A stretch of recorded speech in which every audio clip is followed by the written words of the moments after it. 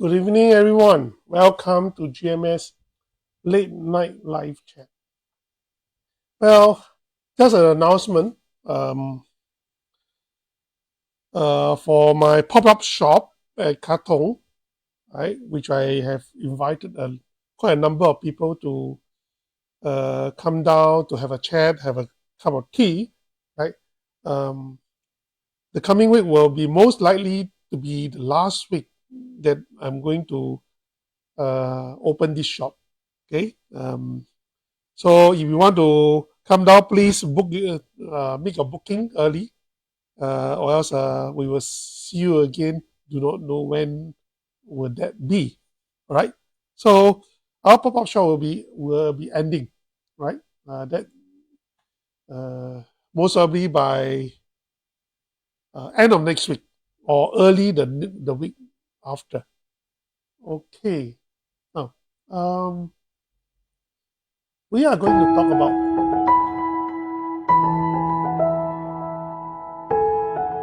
we are going to talk about the income proposed sales to Allianz, a German a German company, a German insurance company.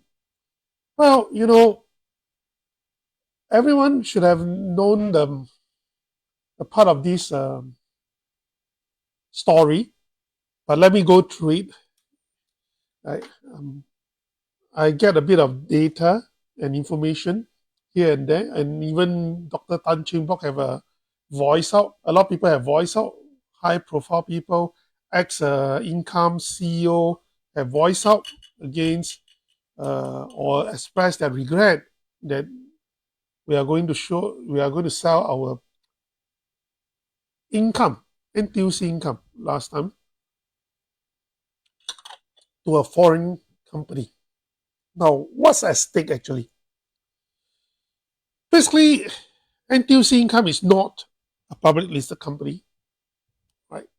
It is owned by NTUC Enterprise. Way back in 2022, NTUC Cooperative, which is under the Union NTUC, which is owned by Singapore Labour Foundation, um, have announced to be restructured into a private company instead of a cooperative.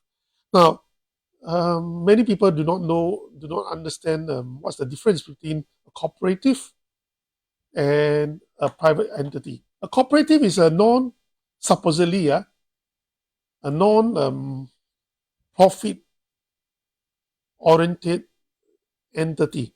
It serves its members, which is a cooperative members. There is a union members, NTUC members, right? That's why you have NTUC card, membership card, which you can have discount from NTUC supermarket, fair price, so on and so forth. You still can have that, but in accent, it becomes a profit-oriented private companies, right?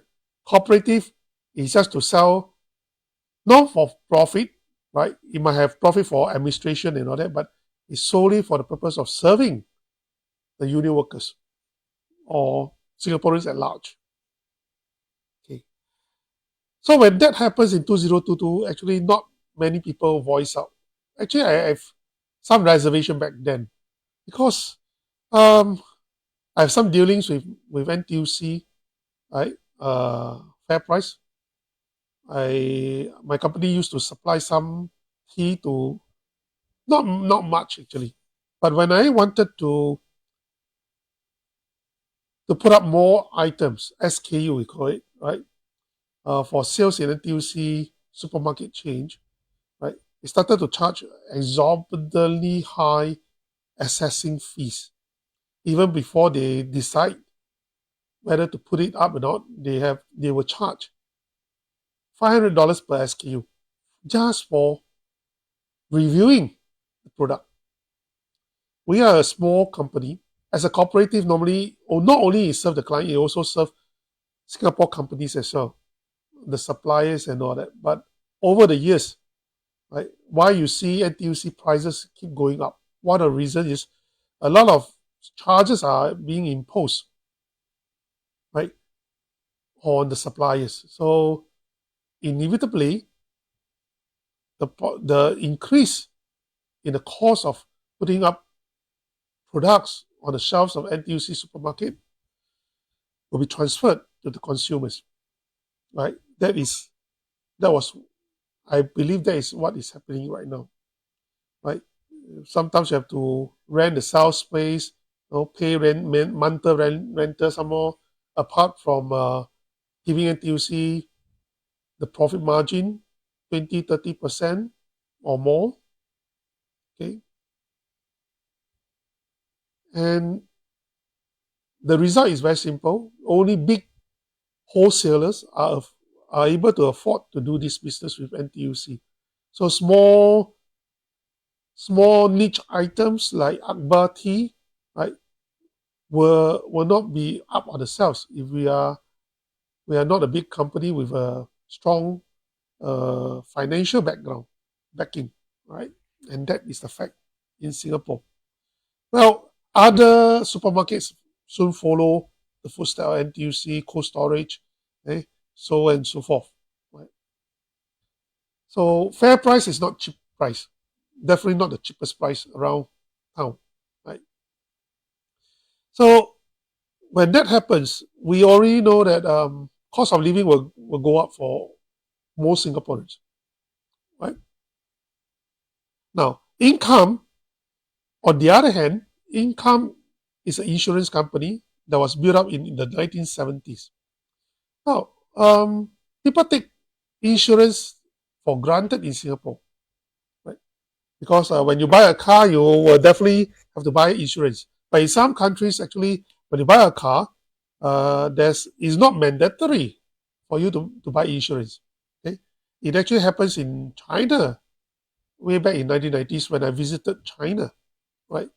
Um, the key point is when you don't buy insurance, because general insurance or life insurance were not um, a norm in China when it first started to open up, right, in the 1980s, 1990s. So when people have traffic accidents and killed someone on the road, wow, the driver total have to pay a large sum of money, and most likely they will go bankrupt or cannot afford it, right? And they may first face jail terms because of that, so on and so forth, right? So uh, Singapore most likely face the same kind of issue when we first built our economy, right, in the 1990s, 1970s. So under the leadership of Dr. Koh Keng Swee, which is economist, right, some people say he's the father of Singapore economic development, and rightfully so, right?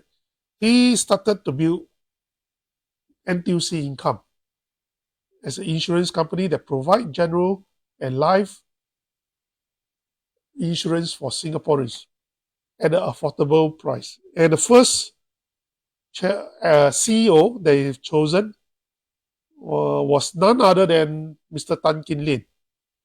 Okay, and that is one of the reasons why I supported Tan Kin Lin for the presidency, because basically he built NTUC right from the scratch, and it's not easy because it was not actuaries. Is a rare commodity, right? Rare talent back then. And not many people understand insurance per se, right? Back then. Now, of course, it's different, right? So he built NTUC Income and provided affordable and reasonable insurance for all Singaporeans, especially those drivers.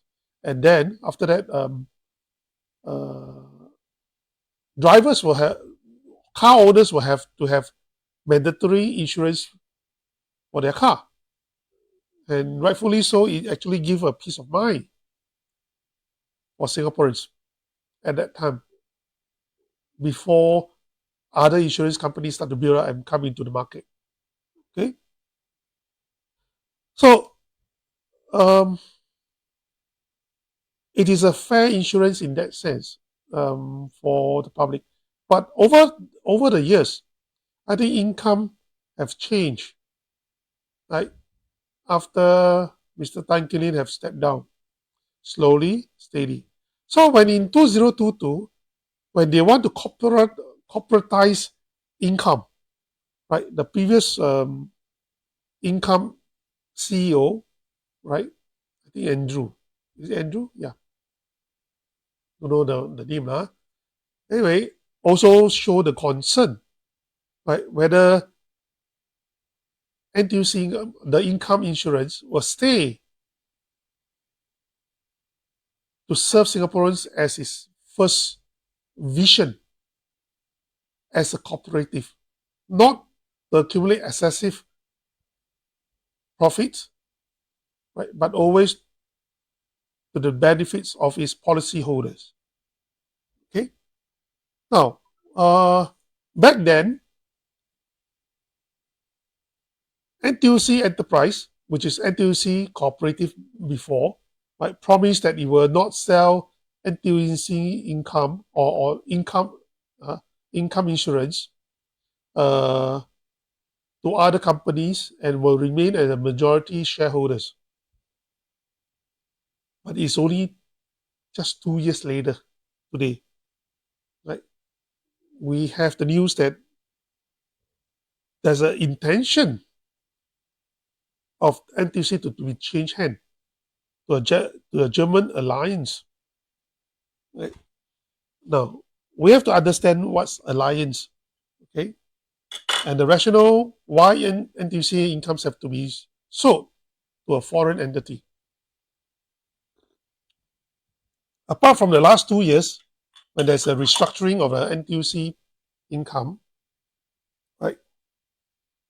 Income was making quite decent profit, right? 200 million on average.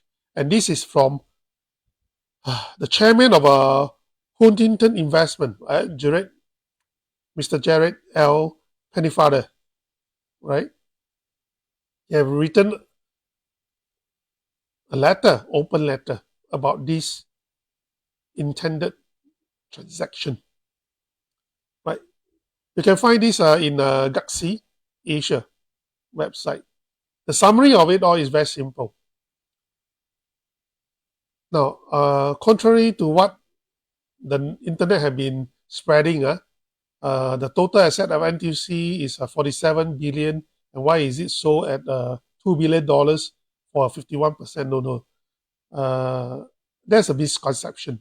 Total assets doesn't mean that the company net tangible asset is 47 billion, right? Because the companies have liabilities, and the liabilities is high basically because a majority part of these total assets are actually premiums, right? Entrusted to income. So that cannot be considered as the company's asset. So the net asset, right, as stated right here, is about $4 billion. So Allianz wanted to pay about 2 billion or 2.2 billion for 51%. So basically, if any one of you have been investing in stock market, and you know a bit of how to assess financial statements of the companies that you're investing, nobody invests in any company on public listed companies just by looking at net tangible assets. Okay, that is rubbish, right? That is rubbish. When we invest in a company, right? When we invest in company, we always look at the potential of the company other than the net tangible assets, right? So we have to look at what is the ROI, return of investment, right? Or dividend per share, so-called, right? What is the dividend per share? Now, according to Mr. Gerald, NTUC was earning about $200 million per year on average, beside the last 2 years, right? We've taken out the last 2 years basically because it's restructuring. right? That is about 10% ROI. 10% is a lot. In fact, if you go through all the stock market in Singapore, or Hong Kong, to find any companies with a 10% return, it is very, very rare. Why? Because in the stock market, the pricing of the stock prices are normally go for the range of 3% to 8% max. Sometimes you can get 9%, right? If you are lucky, but some of the stock, some of the companies are actually quite inactive, right? Is considered as cornered stock. So the transaction is very few. So nobody dare to invest in that type of stocks, right? Right. But that is stock market investment. I'm not going to talk about that. But for those high volume transacted companies in stock market, very rare you will see 10% return, right? Even for insurance company, okay? And normally the pricing of the company, of any good companies that are making good profit, will normally be in excess of its net tangible assets, right? That means if its net tangible assets per share is $1, and this company have good prospect, okay, it might be selling at $2. For example, a net tangible asset per share worth $1, but the average ROI, return of investment or dividend, right, per share is about 10%, right? Normally, right, the price will go to $2, double of the net tangible assets. To make the ROI drops to 5%, okay, in this situation. So nobody invest in any company or accept a buyout from anyone at the net tangible assets. Unless your company team lah, cannot make it one, right? Making a loss or whatsoever. If your company is making a loss, you might even be offered less than your net tangible assets value. Okay, this is the concept. Right now, normally we would expect a big company who are making a lot of money to invest in a loss-making company or not performing company. Might be a company that is making profit but not so much. But in this case, Allianz actually was investing in Singapore many years back, but he left Singapore.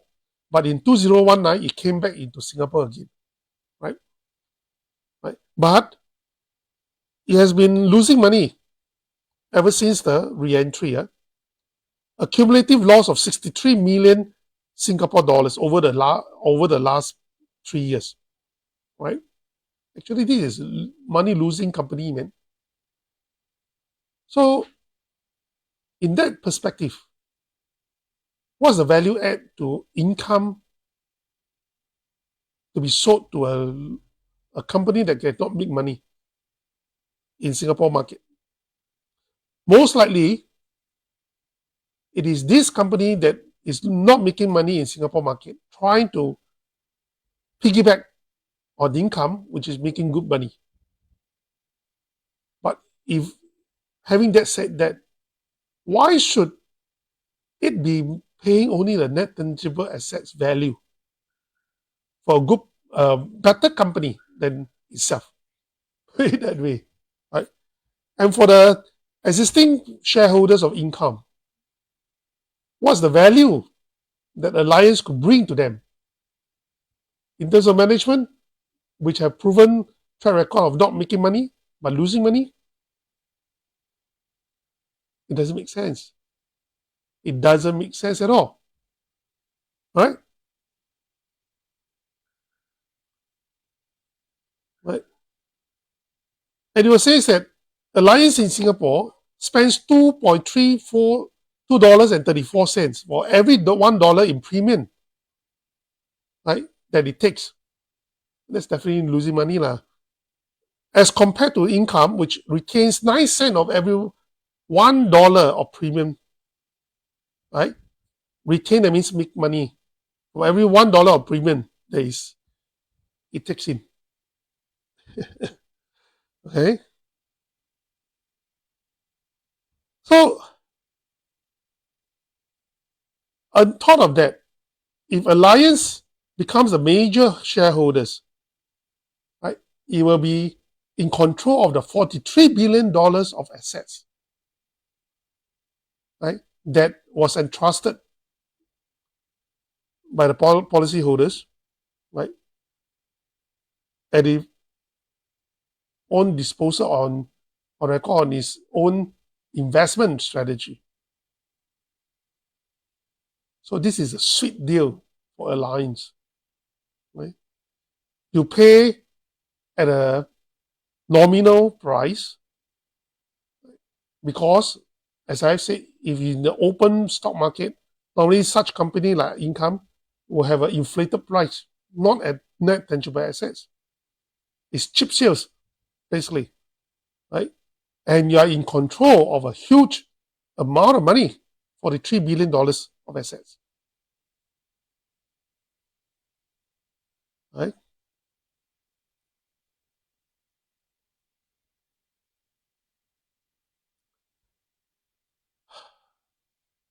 And Allianz doesn't have a life insurance business in Singapore, right?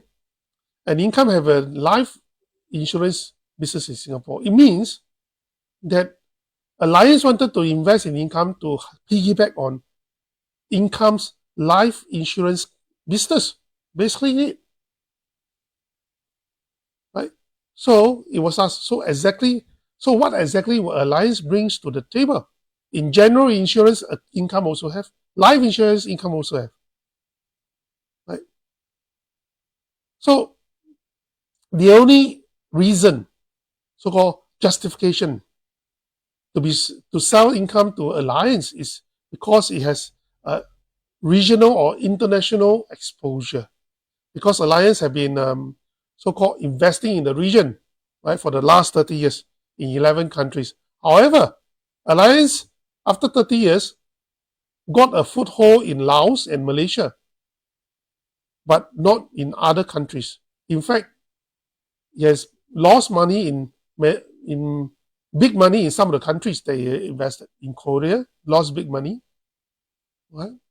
He invested US dollars, $1 billion, but when he exited Korea in 2016, right, in 1999, he invested $1 billion US dollars in Korea. But in 2016, he sold off the business at $3 million US dollars. Wow. That's 99% loss. Right? Philippines, right?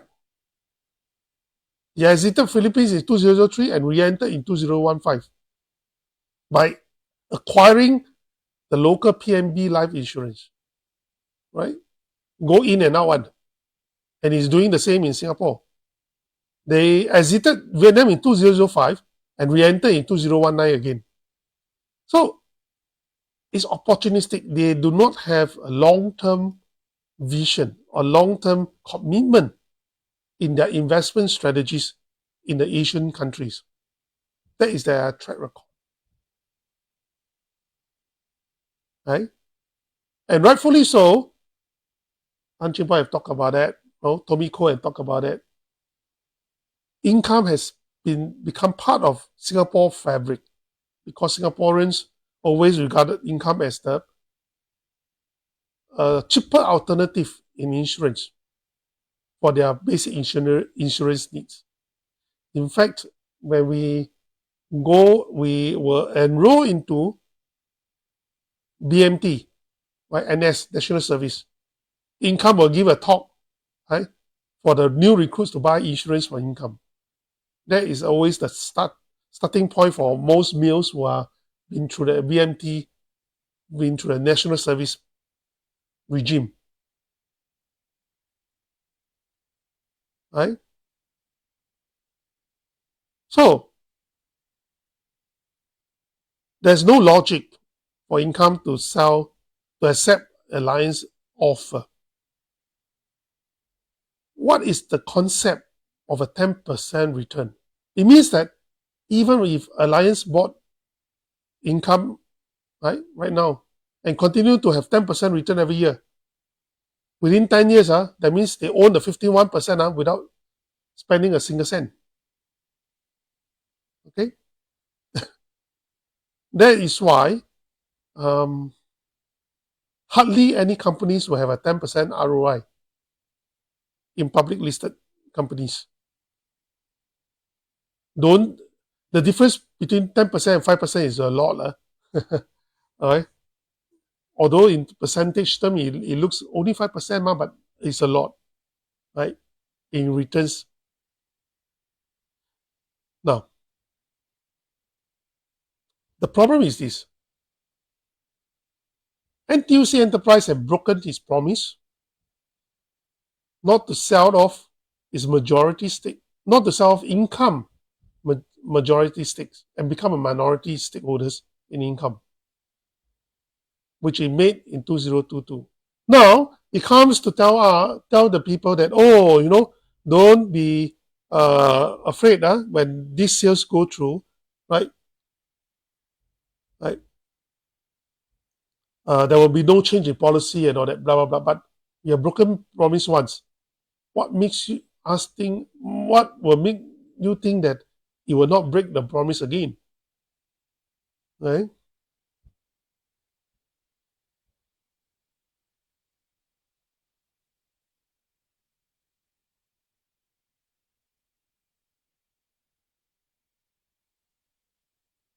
Okay. Now, I was puzzled. Why this thing? Then suddenly someone talk about this. The current chairman or the board of Income, right, Ronald Ong, is a massive conflict of interest. I know in Singapore, PAP doesn't really care about conflict of interest, right? In their dictionary, it seems that there's not such a word of conflict of interest, right? But still, it is a massive conflict of interest. Now, Ronald Ong is a CEO of JP Morgan Asia, right? Southeast Asia, sorry, right? Right? And he is also the chairman of the board of directors of Income. And he also a board members of NTUC Enterprise. So he have 3 hats, right? And you know what? Income has appointed JP Morgan, right, the company that Ronald Ong runs, as the financial advisor with regards to this transaction. Okay, Income came up with one justification that says that, the chairman, Ronald Ong, have recused himself from the decision whether to appoint JP Morgan as the financial advisor, blah, blah, blah, blah, blah. Okay, never mind. Recuse himself, but it doesn't solve the problem of conflict of interest in the operational aspect.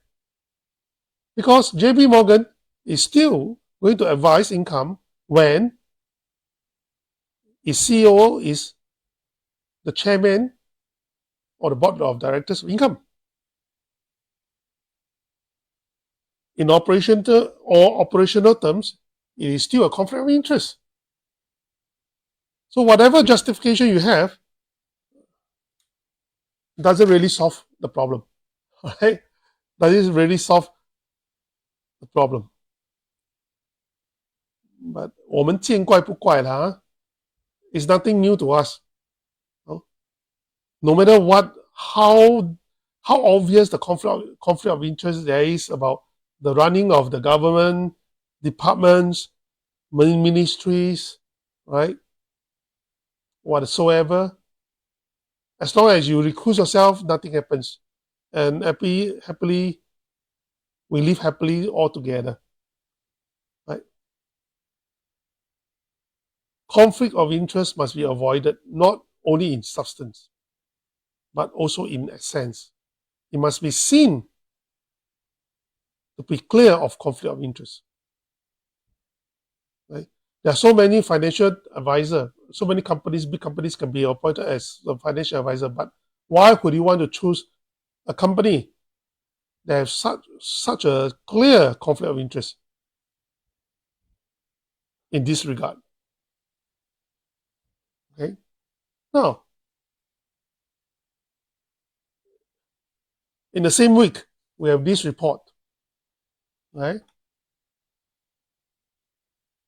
GIC, right? The 20 years average return has dropped from 4.6% to 3.9%. Again, right? Don't look down on this little 0.7% drop. It can mean a lot if you spread over 20 years. Compounding interest theory, right? If you have a mortgage which have reduced in 0.7%, you should be very happy, because the amount of interest that you're going to pay will be substantially lower. But in reverse, it's the same. Right? A 0.7% drop in return might mean a lot of money, especially when GIC is actually estimated or guessation that it managed over $700 billion. Right? A rough estimate, right? A rough guess, over $100 billion, at least, right? So 0.7% of $700 billion can be a lot, billions of dollars involved per year, and accumulate for 20 years. How much is that? You can count, right? So if you look at the ROI of this GIC over the 20 years, 20 plus years, 23 years, it is actually quite underperforming. Nowhere, ever since 2001, you have never surpassed 6% at all. And we pay top dollars for the fund managers in GIC. Yet, right, the performance is quite disappointing. Right? People just start to justify that, when you have large amount of money to invest, it's difficult to get a good deal, good investment return, blah, blah, blah. I think that is actually an excuse. Why? Well, if income is offering 10%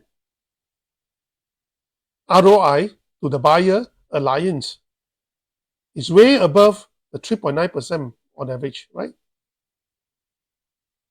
So why didn't GIC offer to buy income instead of allowing a foreign companies to buy income?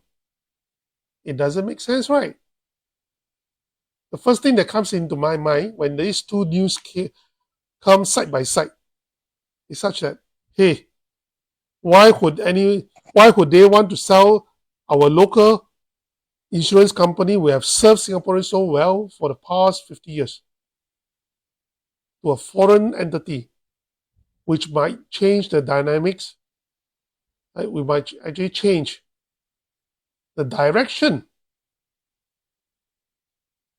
Instead of serving the general public of Singaporeans, of Singapore, it will slowly increase the policy premium. It doesn't make sense, right? Why would anyone agree to that? Okay? Now, GIC might improve its ROI a bit by investing in income. Right? Now, GIC actually justify its lower returns on investment due to the stock market, not doing well, blah, blah, blah, all excuses. Why? The Norway Sovereign Fund actually achieved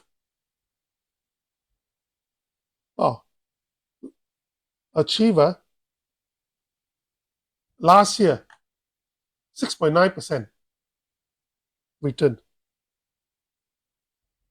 Okay? Not last year, last quarter. Okay? With 100 billion return over is 1.6 trillion. Most likely it has an even bigger portfolio than GIC, but yet people can still make good money during the same period. The reduction in the returns in GIC most probably is due to last couple of years of bad returns from his investment, right? But Norway Sovereign Fund will make good money. In fact, for last year, it made a 13% return. Right? $213 billion out of $1.6 trillion.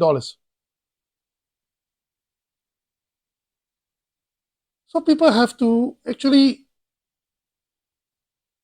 think carefully, right? Don't give excuses for your incompetency or your failure to perform better. Ever since 2001, the average return from GIC have never crossed 6%. That is disappointing. With a good amount of money that we pay the fund managers. Right? And this is why we need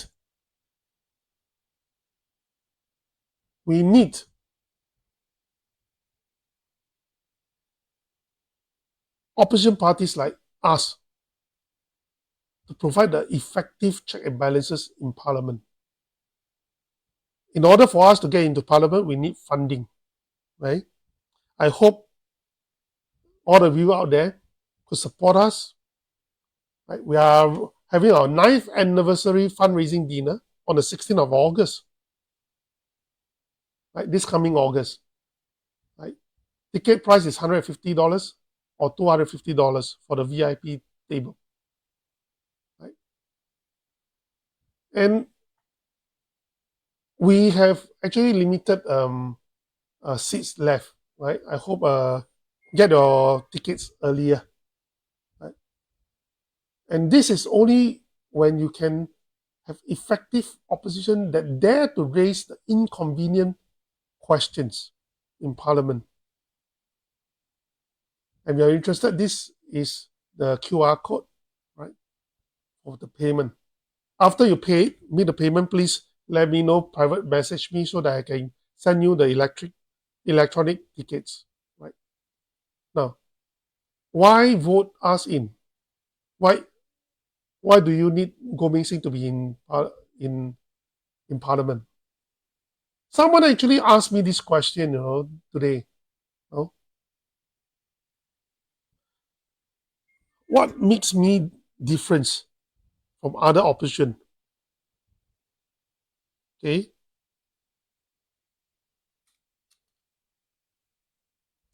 I actually told them it is not about vaccine alone. It's not about raising inconvenient question like about this type of transaction, right? Or the incompetency of the performance of GIC's, our investment arm. It's about me. I'm not a populist. Right? That's why my support base is not that big. But people tend to forget the first issue of HDB was actually raised by me in the 2010 running up to the 2011 general election. And back then, before I joined NSP back in 2008, I was in WP, Workers' Party, and I presented to the leadership that asset enhancement, HDB asset enhancement, is actually basically, right, is a scam. Right? Why I say it's a scam? Because it's impossible for HDB flats, in technical terms, for HDB flats to increase its asset value forever. If that is so, how can you say asset enhancement in that sense? By virtue that nobody actually explained what is the lease decay, the 99 years, which I have took pain to actually break it down and wrote articles after articles about this, right? Which was published in NSP publication, the newsletter called the North Star, right? Because I explained in very simple financial terms, and I hope young people out there would actually listen to this. Don't go and pay millions, over $1.7 million for a HDB flat. Right? You will regret it. I'll explain later why. Because basically, when your flat becomes older and older, when you pass the 40 years mark, right, there will be less banks which will be willing to finance your mortgage. It will be reduced. Past 50 years old, right, even less amount of money you can actually get for your mortgage. What does this mean?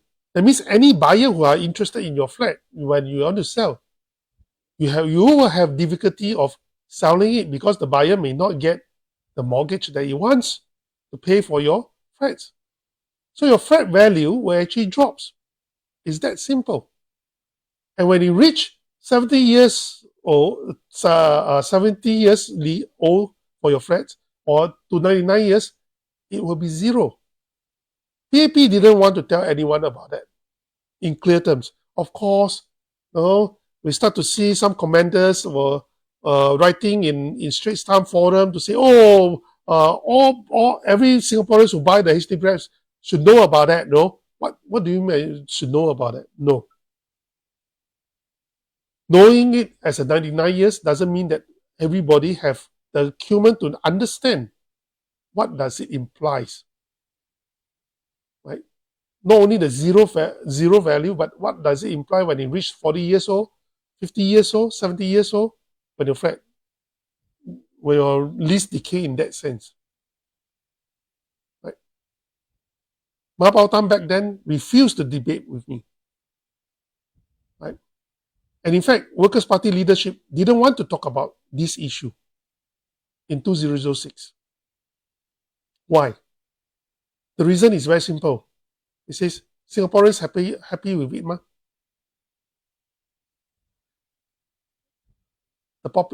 Is a populist position, right? We will only talk about things that people do not like. But when people are happy about it, why talk about it?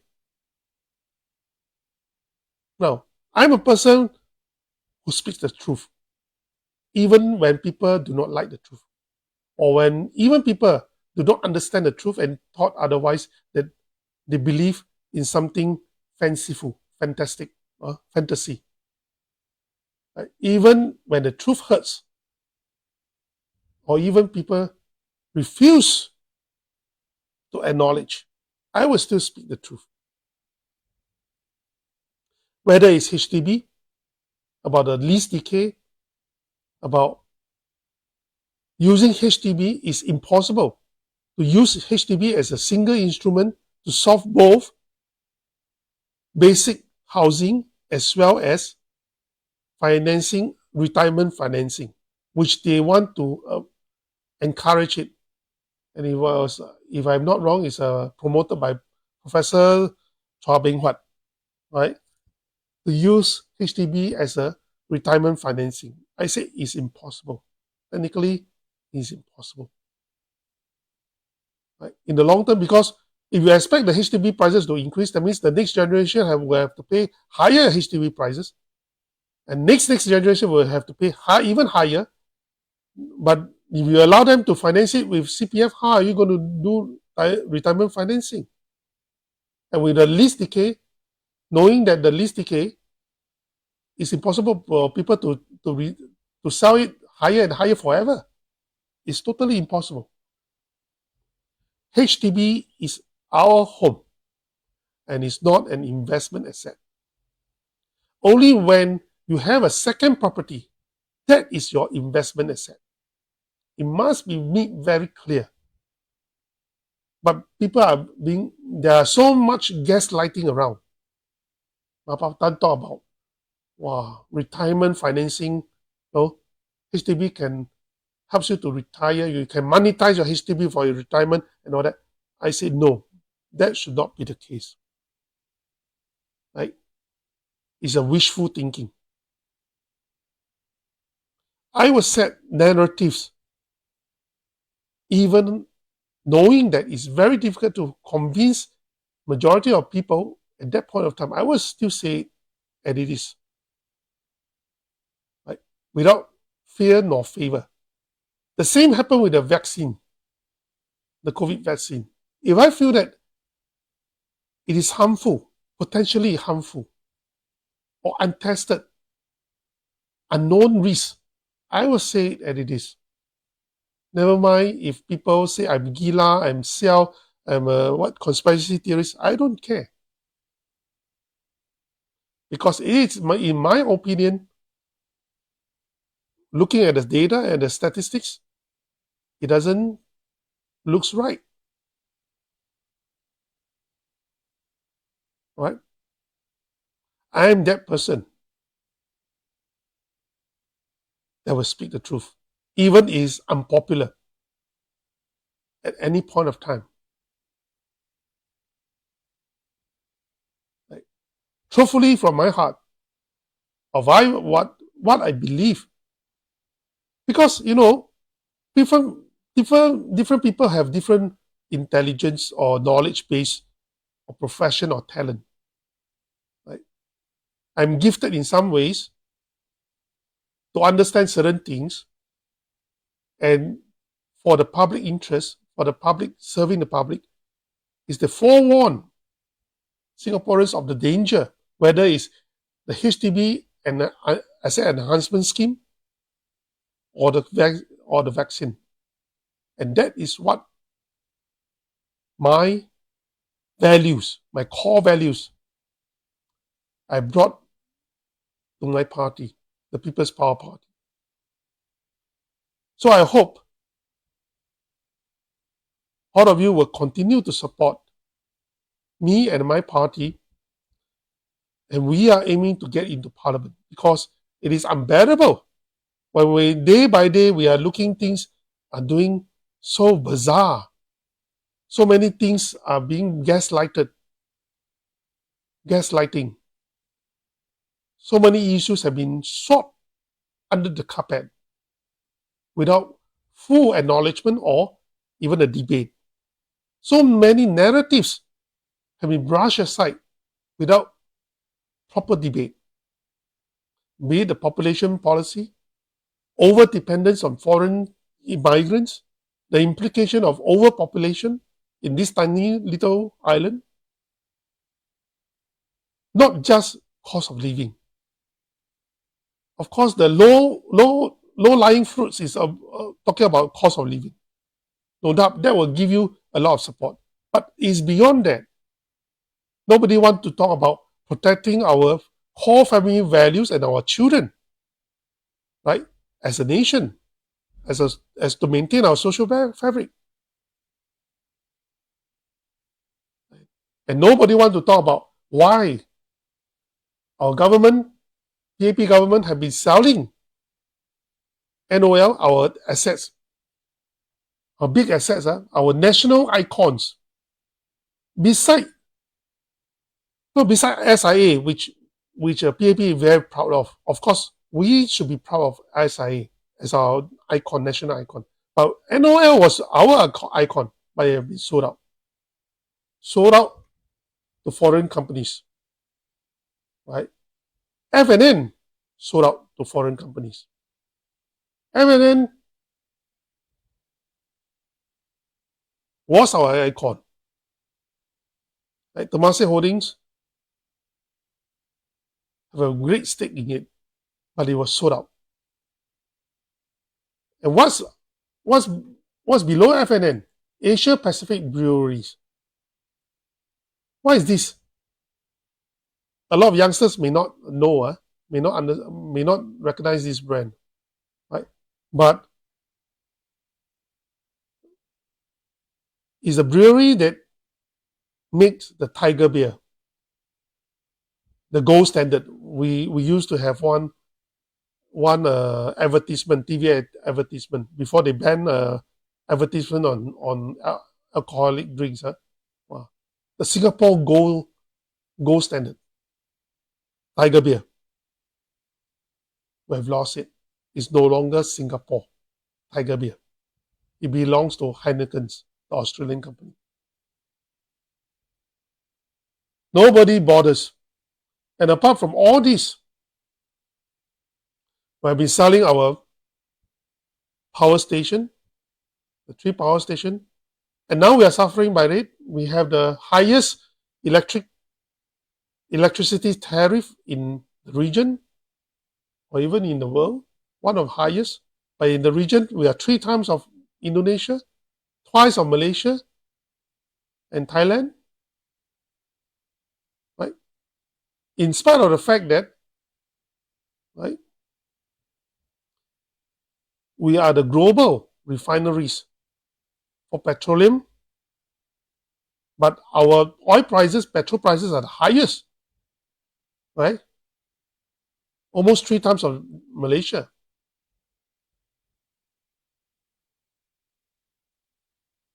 So these are the things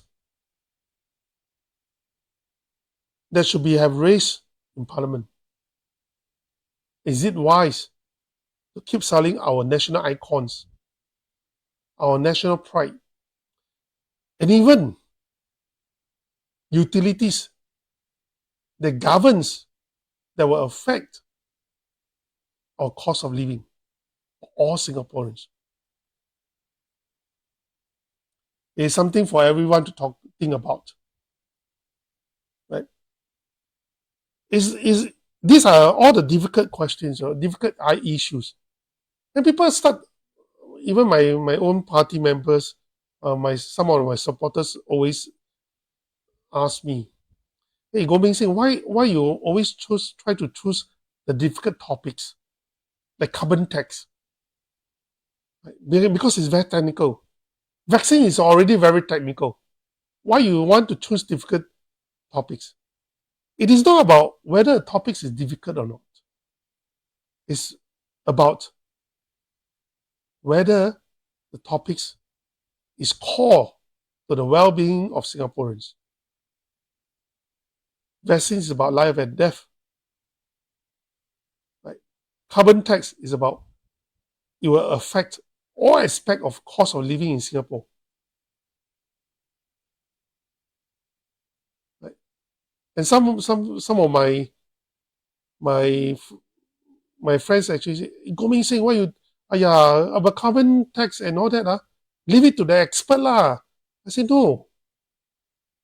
All these signs of climate change and all that is established. No, there's actually no consensus. Of course, the mainstream concept is carbon emission is bad and blah blah blah. But if you look at the other way, the basic science that we have taught, without carbon dioxide, plants cannot grow. So it's about balance. If you have too much carbon dioxide, we cannot survive. Definitely. So it's about balance. And where is the balance? Climate did change over time. But is it due to carbon emission alone? Or something else? Multi-factors. Right? Of course, they will come up with a lot of scientific research papers and all that. so and so. But sometimes I go through the first principle to look at problems. Right? In the real world of multi-factors, we will have to look at things in a greater perspective, in wholesome. Not to just blame one factor alone. Carbon tax, even if carbon emission is one of the major factors of climate change, but I tell you, the percentage of carbon dioxide in our atmosphere, have it changed over the last 100 years drastically? People have this misconception, when you burn things, if carbon dioxide go to the atmosphere, while you will stay there and keep accumulating. Is that so? No, because when you have forests, not only forests, seaweeds in the sea, they will absorb this carbon dioxide and convert it back as substance, right? Solid substance. So it's a cycle. That's why if you challenge any scientist to show, you say carbon emission is the culprit, then show me what is the variation in statistical terms in the carbon dioxide in the atmosphere for the last 100 years. Or not 100 years, last 50 years. Is there a substantial change that you claim that will affect global warming? Last time they talk about global warming, but now they no longer talk about global warming, but they talk about climate change, because they find that some of the years we actually have colder years than ever, right?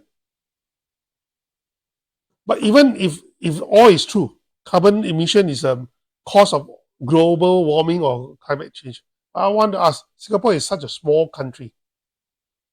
The amount of carbon emission from us is actually very minimal compared to China, compared to US.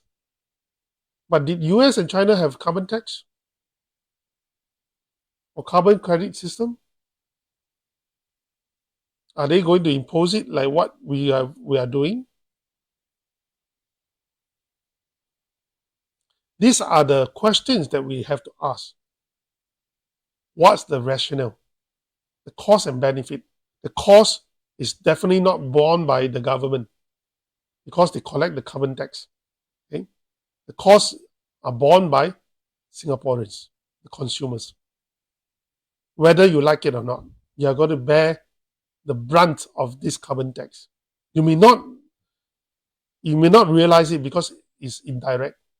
Your petrol price will go up, right? Your electricity tariff will go up. Your water tariff will go up, because to produce water, you need energy. As long as you need a lot of energy to produce a product like water, the carbon tax go up, the cost of that commodity will go up. It's that simple. So before anyone could actually question the logic and debate, a robust debate in Parliament about this, right? We should not allow it to happen without even a resistance, effective resistance to question the rationale. And that is what I represent. Never afraid to raise the inconvenient question. And I hope you will support me to get into Parliament. Thank you and good night. And please support us.